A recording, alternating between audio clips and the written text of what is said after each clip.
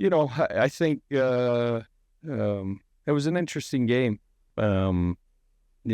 Probably not what I predicted, it would look like. But having said that, if you ask the hockey world probably 2 months ago, based on who's been playing the best, all season, I think people probably would have predicted Edmonton would be in the conference final. I mean, since November, they've been an elite team in just about every category, and so I'm not surprised. And we'll get ready and get to work, and excited to play in the conference final against a great team.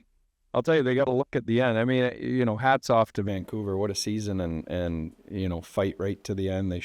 They obviously showed their spirit there, because everyone thought that game was over, and I think I was one guy that knew that they were going to push right to the end, and they did, and they got a real good look at the end there, big shot block to kind of get out of it by Edmonton.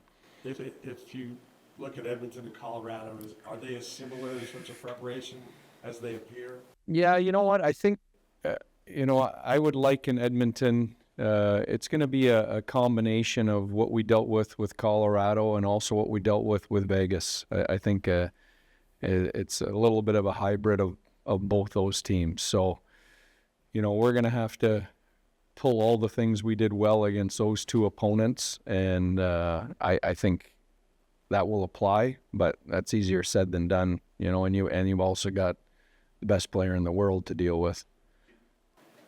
You won't go too far in access notes, but where are the similarities for the two? Colorado's seems obvious. Yeah. Like Vegas, like where are the... Yeah. In how they defend, in D zone, and their defensemen, and keeping their defensemen close to the net. Vegas and Colorado, and you've got a MacKinnon or an Eichel, that type of speed off the rush. I think both at elite power plays, particularly Colorado, elite power play. This is elite plus. So there's a lot of similarities if you look at the two opponents, I think. You were very successful limiting McDavid in the regular season. What was the key? Yeah. Cross your fingers, pray. It's like Nate MacKinnon. It's like Jack Eichel. You're never going to hold them off the score sheet. You've got to defend them as a 5-man unit. You always have to have awareness when they're on the ice. You can't. You've got to have detail to your game at all times, and you can't take a breath. Because those guys will expose you. You've got a lot of offense from their D, right? Particularly Bouchard. Yeah. Gets you faced out. Yeah. As well, Makar, right? and Makar, Theodore. Yeah. Hanifin. Yeah. Right? Because that's just another. I think we've seen a lot of the things that we're going to see here already. In a combination between the two series we've played, and again, as it should be, you're going to have to take all those things you've done well and execute in this series, because they're a very good team, and I think probably the best team in the league, probably from November on, as far as regular season record goes. You said best player in the world. If there's something that occasionally puts McDavid a notch ahead of MacKinnon, Yeah. What is the size? Well, I know those two guys are in the conversation, and you know what? That's year to year, right? I think MacKinnon.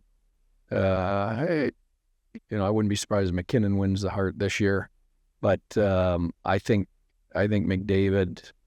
He's so electric. I think MacKinnon does it with a little more power to his game. I think McDavid has another layer of finesse to his game, but you're splitting hairs. I mean, these guys are both a handful to deal with. Anything unique to the challenge?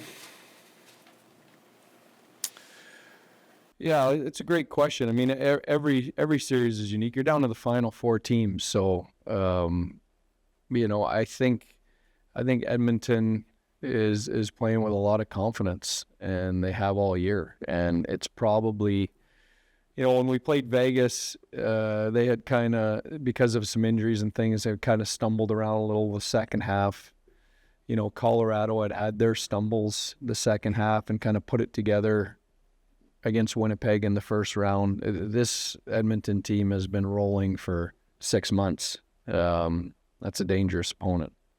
I was going to say maybe Hyman, just the Yeah. way he is around the net. Like Yeah. all his goals are. Yeah.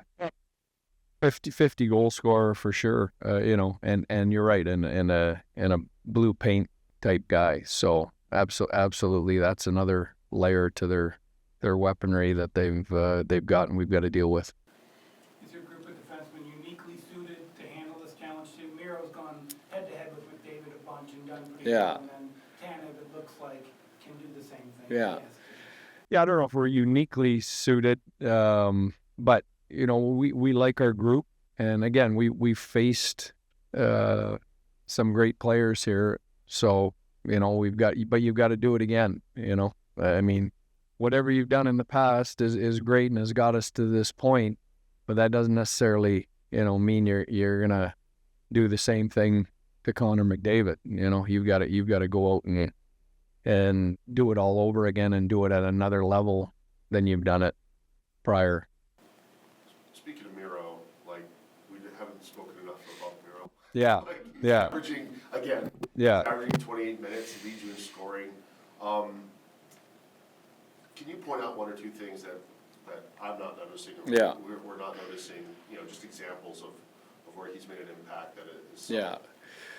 Well, I think the beauty of Miro is exactly like you just talked about. I mean, you go through an entire game and you don't really talk about him, but his fingerprints are all over the game. And, it wasn't until this year, up until this year, he was killing penalties, and was one of our best penalty killers too. He never sacrifices offense or defense for offense, which is really rare in a guy with that type of skill level and his ability offensively. And I think he actually enjoys the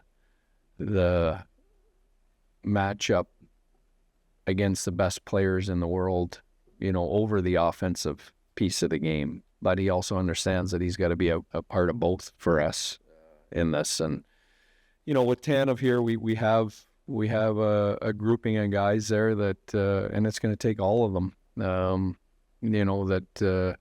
it's going to be a great challenge that, we wouldn't be here unless those guys had been successful against that type of player. But again, this is another level here at this time of year, so we've got to make sure we're prepared. But with Miro, it's he's just you take him for granted until you watch the tape and you realize just how important he is and how many areas of the game he affects. Is there something in the playoffs that has increased his scoring in the bubble? I think he led them in scoring as Yeah. well. Last year, not as much so much, but then Well, I think it's his understated competitiveness.